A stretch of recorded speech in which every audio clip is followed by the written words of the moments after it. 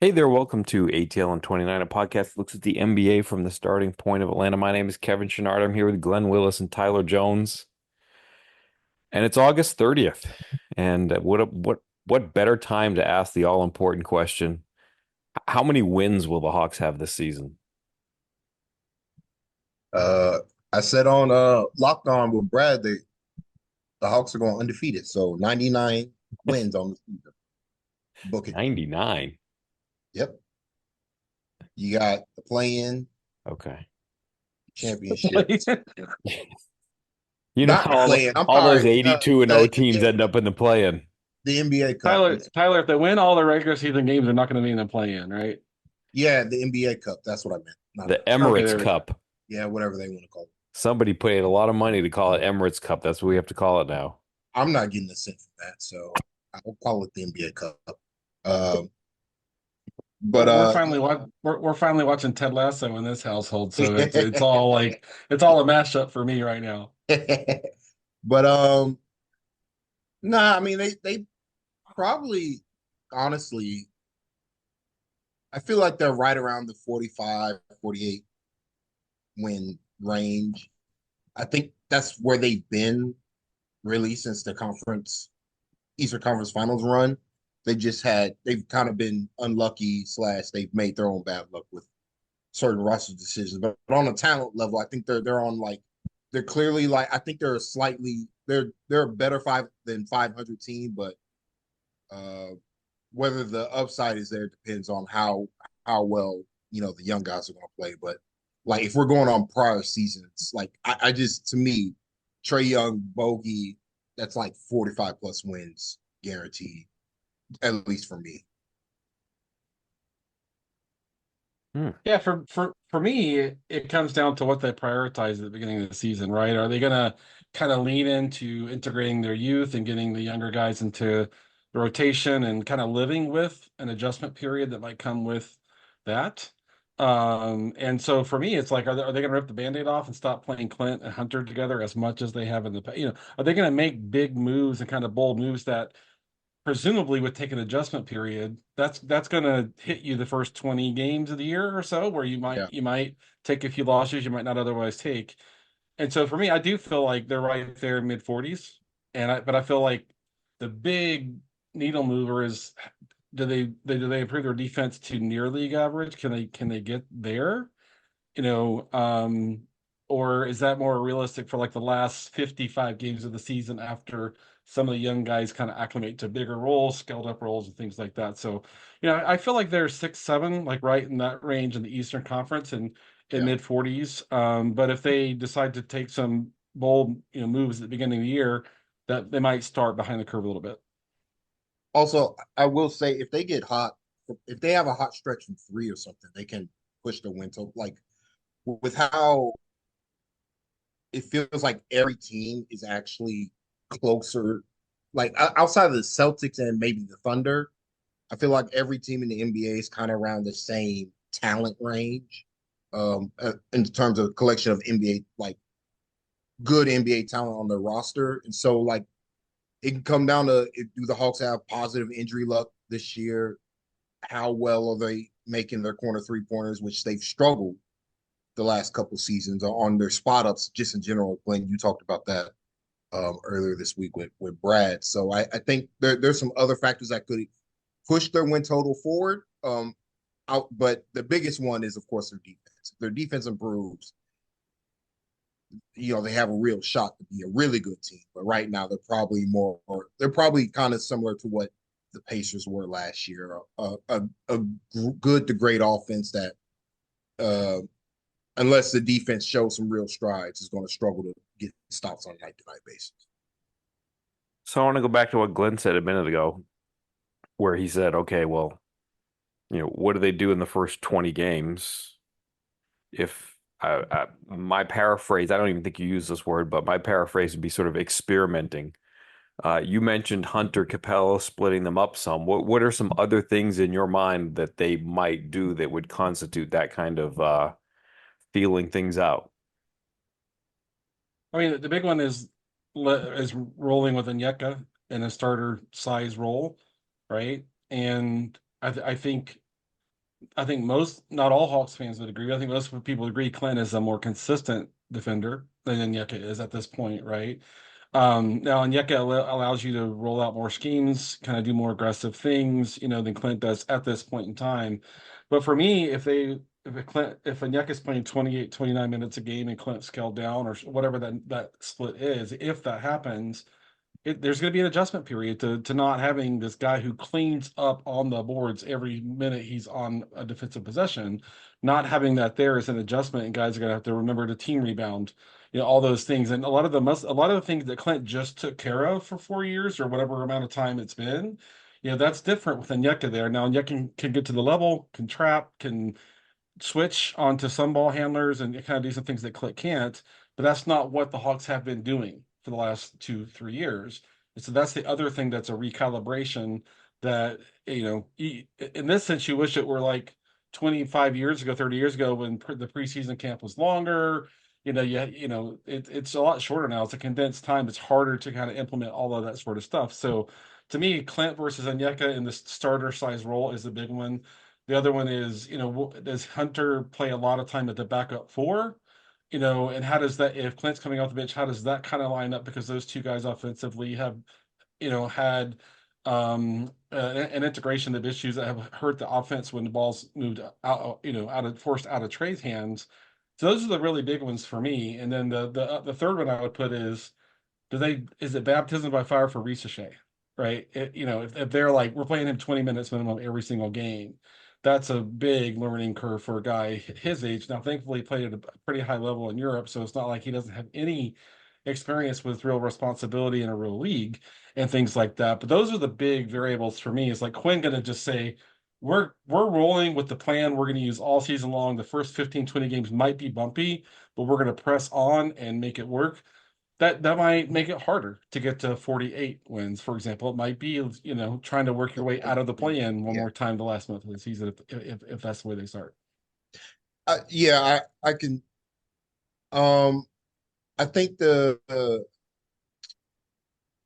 if I were running the Hawks, I would go with the younger. I would lean younger in my decision making process, primarily because I just think we've seen we've seen the max capabilities of Clint Capella.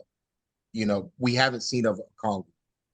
And so combine that with you know, if you're real like if you envision Dyson being more than just, oh, he's a good young player that we got. No, Dyson Daniels is a true member of our core and we want to build forward with him, then I feel like you're going to want to start Onyeka as well. You're going to want to be like, okay, these are along with Reese Shea, like this is the core of the team that we're going to try to build so that, we're going to take our lumps now so that 2 years from now, maybe we're title contenders, or 3 years from now, uh, when they're on a better, on the positive age curve. Because I just think the best seasons of Capella's career are most likely behind him.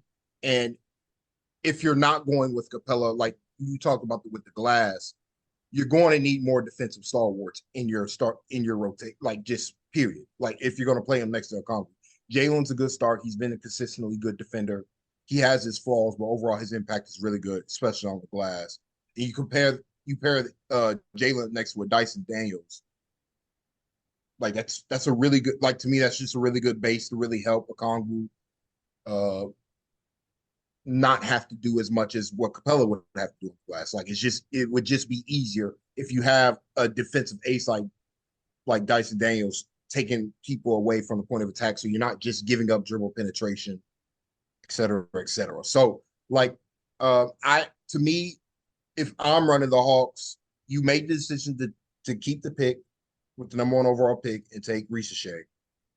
You made the decision uh to trade DeJounte Murray for youth and lottery picks, or I'm apologies, youth and first round picks instead of a proven vet like a Brandon Ingram. Like that's a decision the Hawks had clearly made. It was like, okay, they're not looking to win every game this season.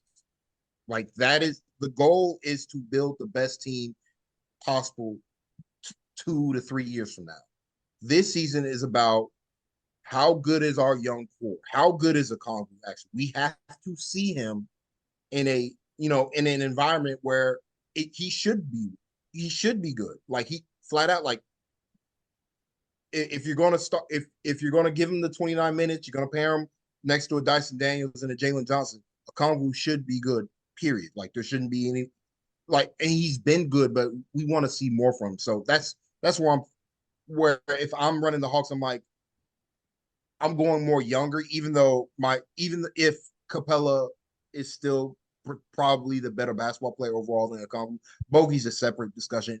I've said this countless times. If Bogey was younger or didn't have the knee problems, he would just start play 35 minutes a night and nobody would care.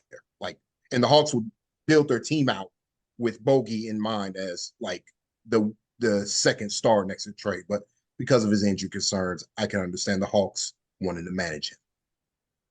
What's your expectation, Kevin? Well, to just focus solely on the Okongwu thing first. I mean, I sort of feel like I agree with Tyler on a lot of that Okongwu should start, and you've got to see what you have in Okongwu. And I want Okongwu playing more with Trey. I want Okongwu playing more with Daniels. I want Okongwu playing with Jalen Johnson, and obviously at least two of those players are going to be starting. So I want Okongwu playing next to them, but at the same time, it doesn't feel like he has to be an overwhelming minutes player, like because I think you take away from some of his strengths. Like he has to play a certain way at his size to play a center, and it's number one, it's taxing. Number two, I think there's more of an injury risk to play the way he does at his size. And it involves him taking some fouls too, like all through his career. You've seen him in a fair bit of foul trouble. So like I'm all for starting a Kongwu, but at the same time, I would sort of temper the expectations that he would play a whole lot more than say 28 minutes. Like there should still be a big, big role for Clint, given I what agree. he can do. But at the same time, you just got to see what Onyeka can do with certain subsets of players. Yeah, Glenn, I agree. And closing with Clint is an option, like against a team with a really big center or a team that really is tough on the offensive glass. Oklahoma City comes to mind there, and but for me, like the combination of Onyeka and Jalen in transition, short roll, cutting, one of them cutting while the other one's in the, I mean, that stuff is like Clint can never contribute kind of in those areas, the collective ball handling, passing, short roll capability, transition capability. I mean, that's the stuff that, if you can get Trey plus Jalen plus Onyeka, a good portion of the minutes that they're on the floor, that's just a lot of transition firepower, firepower, and the interchangeability to some degree of what Jalen and Yucca can do, short roll, ball handling, connective passer, that sort of stuff. That's just stuff that Clint's, never going to do. Clint is a great of great at establishing a defensive floor for you when you really, really need that. But even as good as he's been, they've been bottom 10, in defense. Now we know that's point of attack, that's size, that's other capability, and they've made changes to kind of improve that. But a lot of people want trade Clint. A lot of Hawks fans will say that on Twitter and things like that. But for me, if this is year one, starting on Yeka, letting him play against starters regularly, Clint makes me a lot more comfortable, right? Rolling with that. And if I need some rebounding to close the last 5 minutes of the game, 10 times a year, 50, whatever number of games a year, that's a great security blanket to have over there for me. Glenn, let me actually because I want to harp more on the offensive side of the floor. Um, because I feel like when the Hawks drafted Okongwu all those years ago, the the idea of Okongwu was he can be John Collins on offense, playing center, while also being a good defensive center. And we don't have to pair him next to like a shooting stretch five because Okongwu is a center naturally. The issue I think has been is that because Okongwu and Capella split their time, Okongwu's just not on the floor with Trey as often as you would Yep. like if you want that offensive production. And I think to me, I think the biggest boon of starting Onyeka is to unlock his scoring on the offensive end, where he's like he's a just a nightmare for teams to deal with, primarily due to his touch with both hands of the ball offensively, plus his athleticism, plus all the And good it's things that a self creation for center and a self creation, right? exactly. So it's like, what do you think of? You're starting him primarily because I feel like Trey Onyeka hasn't been the pick and roll combination that it based on each individual's talents that it should be. Uh, what do you think of maybe the Hawks are trying to jumpstart this now, where they're like, we got to get these guys on the same page offensively? Yeah, there's a few things. One is it, there's a little bit of I'm going to take a very brief detour. They call moving screens so tight now that when you think about the foul exposure for the typical center on defense, plus the fouls you're picking up setting screens, I mean, having six feels like not enough even for guys playing 27 minutes, right? And so I, that's where getting Jalen kind of involved, and that's where more slipping and more brush screen. That's why a lot of teams have gone to brush screens and slipping and more of that sort of stuff to kind of keep them stay away from that. And but that's where Onyeka needs like Clint, and we all know Clint has great feel like as a screener. He knows how to get set, established, create the angle, all that sort of stuff, right? He's not as fast to the front as the rim as he used to be. His ability to kind of go vertical up and down across the season, depending upon if he's dealing with calf issue or knee or whatever.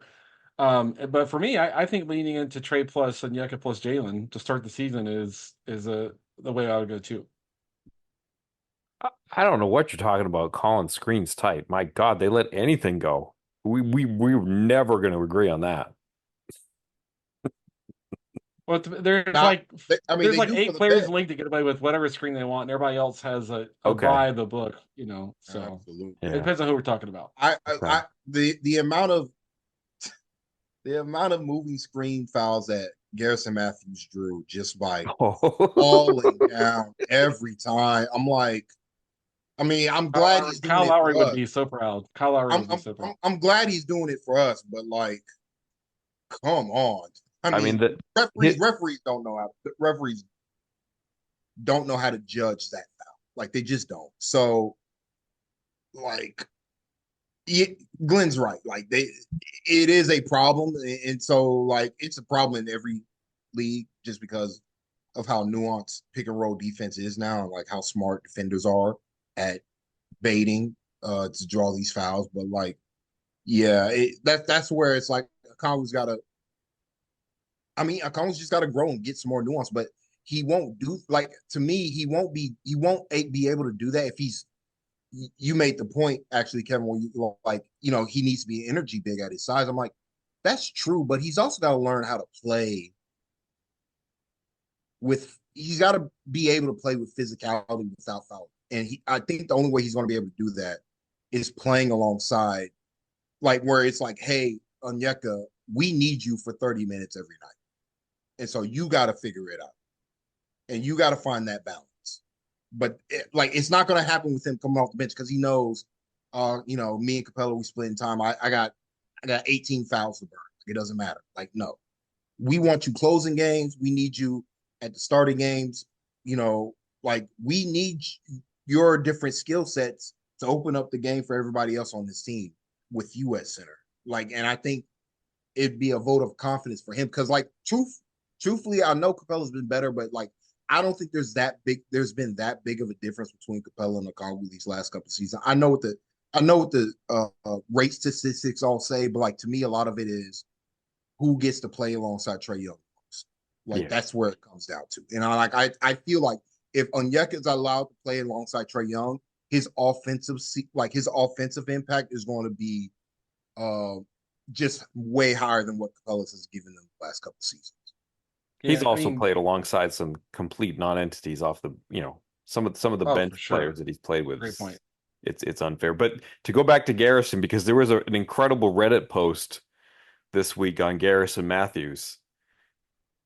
In the last 5 seasons, he is sixth in the number of 3-point fouls drawn. Sixth. Then this is not a rate statistic. This is a counting stat. So you have to take into account the fact that he isn't hasn't played as many minutes as some of these players. So he's drawn 91 three three-point shooting fouls in the last 5 seasons, which is puts him right behind Trey, who is fourth. So it's like, and if you do it by rate, like per minute, he's number one, like far and away. Like it's Garrison Matthews, a big gap, James Harden, a big gap, and then some other players in terms of 3-point rate.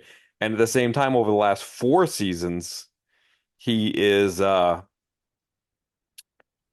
he's fifth in charges drawn per 100 possessions and second in non-charge offensive fouls drawn per 100 possessions. So basically, like he's like winning Tonys and Oscars out there. Like it's incredible how many fouls he's drawn. Yeah, it's funny that's what he has as a defender. That's literally Oh what yeah, his whole yeah. defensive So the game is. offensive one is what really shocked me. Yeah, Like I but mean, he but the will. defensive ones, Well, absolutely, he's going for those. Yeah, he yeah. goes for the It's like when offensive they name ones it. It's too. like when they name a sandwich after someone. Like eventually, we're gonna call that the Garrison. Like the just like literally just falling down all by himself with just barely any contact. It's gonna be the Garrison. And then as a shooter, he will contort himself in ridiculous ways to draw con. I mean, it's really impressive. Like, did you It's a improv skill. school? Or like, what's going on here? And I think I part mean, of it is, of course, he's a movement shooter. So yep, it's a little yeah. bit easier to sell the contact when you're moving as a shooter as opposed to if you're just going up and coming down. I mean, he is getting like most of these. He is getting fouled, and primarily because I mean, he jumps so high on his jump shots when he's coming off these screens. It's like he's going straight up and down when he's jumping high, and defenders are trying to get into his space, and they're just running into him. And then he starts the grift game. But like defensively, I've said this to Brad countless times. Like, I mean, he's willing to put his body on the line to draw the foul, and so like he earns these foul calls that he draws, even if he is selling it, because he's beating the man to the spot. He's willing to embrace the contact in ways that you don't typically see NBA players willing to do at this level. And I think Glen's talked about this. It's because Garrison knows that he's only probably going to play 8 to 12 minutes every night, so he's going to give it everything he has when he's on the floor to make the most of his opportunity. Kevin, a question for you. Is Kobe just going to play the backup point guard minutes, or is he going to play? Do you think he's going to play more than that? Sorry, I have my mind set on the centers. Oh, sorry. Kobe. I mean, is he going to get the 12 minutes or whatever it is that Trey's not playing, or is he going to get 5 more minutes on with Trey? 2 minutes a half, or what's your expectation there? I think he's just going to get the backup point guard minutes. But that's in the idealized scenario where nobody gets hurt. Like if Trey gets hurt, suddenly he's doing a lot. If there's another rotation wing who gets hurt, he's gonna be one of the ones who gets that significant bump. But I think, in that rosy world where everybody's available and ready to go, then yeah, I think it's gonna be backup point guard minutes and not that much more. But that's, things change. Yeah, and the answer at the beginning of the season might be different than the answer at the end of the season. Yeah, I think it'll Kobe will play as much as his shot will carry him. So if he's shooting well from three, he'll like just based on everything he can do on a basketball floor, like Kobe will play. But it was pretty inconsistent last season. So, Yeah. uh, and I think something else. I was actually thinking about this. I was like, Garrison might not play every game. And I would fully expect that everybody's healthy. He wouldn't play every game, but I do think the Hawks as a staff should look for games in which they can get away with playing Trey, Garrison, and Bogey on the floor for extended periods of time, just because it's such a dynamic offensive, like there's nothing teams can do. And like if you can get away, like if you're playing teams with really bad shot creators and like you can get away with being that small, I do think they're going to be teams because I just think like to me, I think to win games in the regular season, you need shooting. Like the teams that win shoot the lights out the ball more often than the teams that don't win. Like, and I think I just think you need a guy like Garrison to carry you for maybe not necessarily carry you offensively, but like just that type of shooting variance that he can give you. I think there are going to be some games and some teams where it's like we got to get Garrison on the floor next to Bogey, and we got to try to make some magic happen to unlock something offensively. Maybe just to get them moving in the positive direction. But like I just think overall, like I mean, the Hawks got to shoot more. Every team's going to be trying to shoot more threes. I mean, we saw what the Celtics did the entirety of the season, and this is a copycat league, so it's going to be interesting to see how the Hawks try to get more shooting as well as that balance you got to play with shooting and defense. I don't know that wouldn't. I kind of agree, but I would say this though, like if you're gonna do, I think this kind of brings it full circle. Like if you want to play that Trey Garrison Bogey lineup, that's why Clint becomes that much more important. That's just a much more difficult lineup to use with Onyeka. Like you want Capella playing with somebody like Garrison because you can play drop and Garrison can do the things that he does, going like a maniac, trying to get over screens while Clint kind of cleans up the back end of that. Like, and you're going to need like Trey, Bogey, Garrison, like where are the rebounds going to come from? Like, again, that's just something where you're But going to that's be the better. value. That's the value of having Capella and a Oh combo. yeah, no, that's what I'm saying. Yeah. Like So I would I have don't a see it. much more difficult time agreeing with you if they didn't have Capella. Like if you Oh, I would say don't do that ever with Onyeka almost. Like that's almost a non-starter right there. But if you really, really think that's something you're gonna do, like to me, that's almost has to be a Capella situation as well.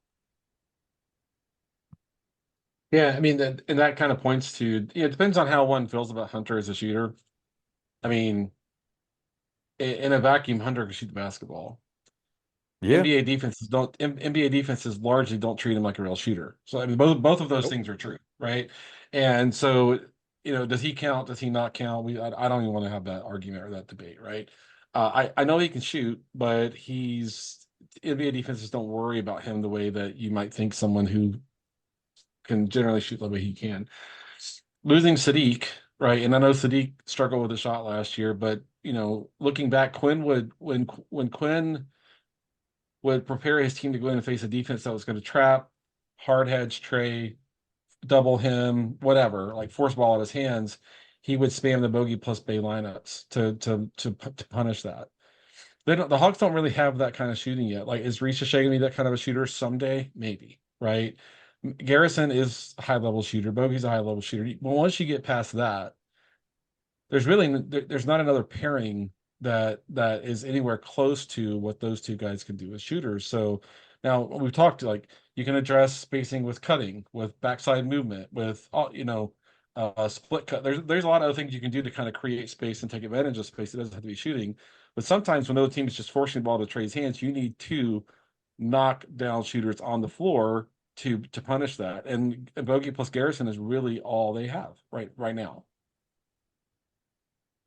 I we'll see. I think Lisa Shea off catch and shoots is actually pretty good, but because like Sadiq wasn't some elite shooter uh himself, even when he was making his corner threes, like he's been a 37 plus percent 3-point shooter, primarily off catch and shoots. Like the thing that Bay did so well was his movement and his ability to move into pockets of open space that allowed Trey to drive his dribble drive game to really, really function. That's where I think Ricochet can actually help, even if the shot's not going down. His off ball movement, especially considering um, his size, like just how tall he is. Like I do think there's going to be some replication. Like for as good as Bay was, Bay and Bogey.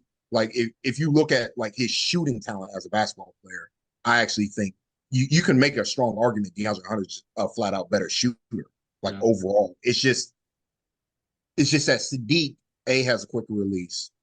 Yeah. B has just had much better spatial awareness as a basketball player. And So in NBA defense has treated him like a treated him like a real shooter. They wanted him to chase him off the line, right? I mean, the other thing that whereas Garrison had, yeah, the other thing Garrison has to do better is the stuff that we talk about with Bogey all the time. Like Bay would sprint in transition, Bay would consistently sprint to the corner. Garrison never does that. He tries to fill the lane like it's 1984 and I'm in high school, right? What are you doing trying to get a shot at the rim, Garrison? Glenn, you know who Sprint to the corner, Garrison. Glenn, do you know who else tries to fill the lane? Trey Young. So like it's when Jalen has the ball, Trey Young never sprints to the corner either. Yeah, and he has never done it in his career. So maybe this is a season where if Trey does it, maybe Garrison will have no choice. Like, but There you go. I'm with you. I'm with you on this one. It's like come on, guys. Can somebody other than Bogey sprint to? I know Reese is going to do whatever the coach tells him, Yep.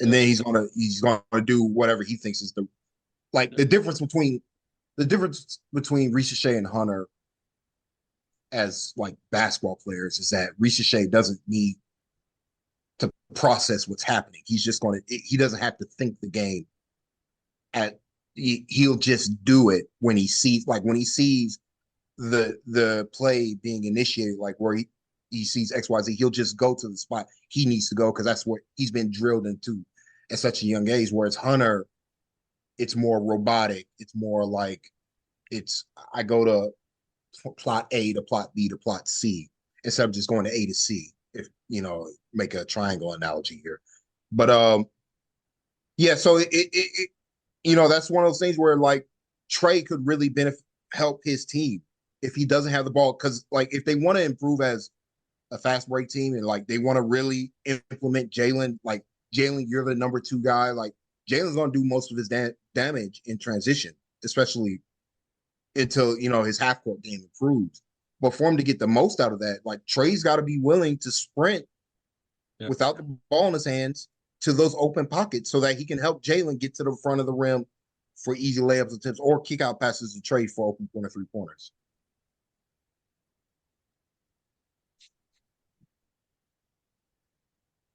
It's I have a couple questions. I don't know which one to go with here, but it is let's do this one. What do you expect from Quinn in year 2? I mean, we talked a little bit about it when we talked about like the twists and turns you might see in the first 20 games, but like just overall with Quinn running the ship, what do you expect from him in his second season? You could take that a lot of different ways, but Glenn, can I take this? Yeah. I think which to me, just my personal opinion, I feel like I'm seeing what Quinn is doing, like what Quinn's going to do going forward. He's putting in that work, like they continue to put in that work since the end of since since the end of last season to like now, like the work they're putting in is the resources they're giving to the G League team the over the last couple seasons. We might see some positive gains from that this year with potentially Seth Lundy. I know we haven't talked about him, but he's potentially a shooter that could who could bust into the rotation. That Mo Gase being somebody who could possibly bust into the rotation. Like the investment into their G League, that's related to what Quinn has brought to this team over the last couple seasons. From an in-game perspective, I think you're going to get the same coach. Like he might start young, but he's not that doesn't mean he's going to close young. I think he's going to close with the best 5 guys he has on that night, or the 5 guys he trusts the most, or whatever lineup fits the scheme. But to me, I think Quinn has already implemented so much of what the Hawks used to do top down with this organization. I know he's not like the GM or the head of basketball operations, but I just see a lot of what the Hawks had used to done under the Danny Ferry, Mike Budenholzer regime being implemented back into the Hawks, where culture is important, like work ethic is important, like player development is like a must from the veterans to the young guys, not just the young guys. So I think Quinn is already done what I expect of him. But as an in-game coach, I think you're going to get the guy we've consistently gotten throughout his career, like pretty good Yeah. overall. I use a memory from my past. So I spent 7 years in the Air Force as an air traffic controller, and there's a master sergeant that would occasionally show up around a shift. He wasn't on a regular crew, but he would flex in, and he would show up. He would come in, and the first thing he would say is, "The free ride is over." Like Quinn was tolerant last year of, okay, DeJounte, I'm going to let you kind of do your thing. Trey, I'm going to kind of let you do your thing, and everyone else too, right? We're kind of do enough of what we've been doing before. I think that's done. I think split cuts, moving without the ball, cutting, constant motion, sprinting, all that stuff. I think he's going to demand that stuff this year, and I think they have a group of players. Whether you want to talk about V, Keaton, all these new guys, the young guys kind of come from the G League that's what they did in College Park last year, and they're like, "That's what we do. This is what we do." And my expectations that Quinn's going to like raise the bar on his expectations around all the little things that he really cares about. That's what I expect. That's It's that's funny a that good point. Tyler mentioned the Budenholzer era because to me, if you look at the things that they've done in terms of trying to improve point of attack defense over the last 12 months or so, it reminds me of the Budenholzer cycle where it was, we would do this and, you'd take the right shots, you'd play the right sort of defense. And, one of the other points in the cycle was that, the defense was going to get you into transition offense. And it just seems to me like, the emphasis on point of attack defense is like building around Jalen, really, because Jalen's a different player when you play defense. Yes, Because he's, yeah, if he's out enough playing in transition, he's an all-star caliber player. absolutely. Yes. And if you don't play defense, he slips back. And this is all like an effort to kind of prop him up and get him to that all-star level. So, that's sort of the monster lying in wait for the Hawks if they're going to get to sort of their optimum scenario. Like if the Hawks are going to be a problem, that's the way that they become a problem for the league is like if they can really get Jalen going in transition because their defense is better, like that's when they really things get hairy for the Yeah, Southeast and Division. that's deflections, that's rebounds, that's stops, that's all that stuff. Live ball turnovers. It's that's the stuff Daniels is great at. That's what Veet showed some great stuff there last year. We know Kobe did that at College Park and shows all that propensity as well. And that on defense, I agree with you. That's the stuff that's good. You get 16 free points in transition. That's a lot, right? If you go look at what the best teams at, if you look at the top five, you're talking about 17, 18 points a game in transition. Yep. All right.